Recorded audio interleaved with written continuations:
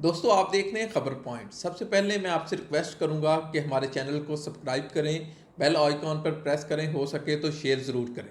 तो अब बात करते हैं आज के वीलॉग की। वीलॉग में आज मैं एक अहम जो बात है वो करने जा रहा हूं कि बड़ावला शरीफ की जो सजादा नशीन है पीर हाक खतीब बादशाह सरकार, उनको कौन सी नात पसंद है, उन्होंने अपनी पसंद का इजहार कहाँ किया और उस वक्त किया जब उन्होंने मौलाना नासिर मदनी के घर उनसे मुलाकात हुई थी। इस मौका पर उन्होंने वहाँ पे उनको कहा कि मुझे एक नात बहुत पसंद है, वो आप सुनाएं। तो इस मौका पर मौलाना नासिर मदनी ने उनको ये वाली नात सुनाई, आप भी सुनिए।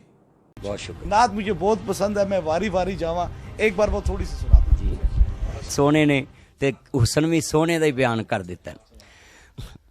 हजूर से बोली हलीमा गोद में लेकर हजूर से बोली, मैं मारी मारी जा तू किन्ना सोनाए, मैं मारी मारी जा तू किन्ना सोनाए।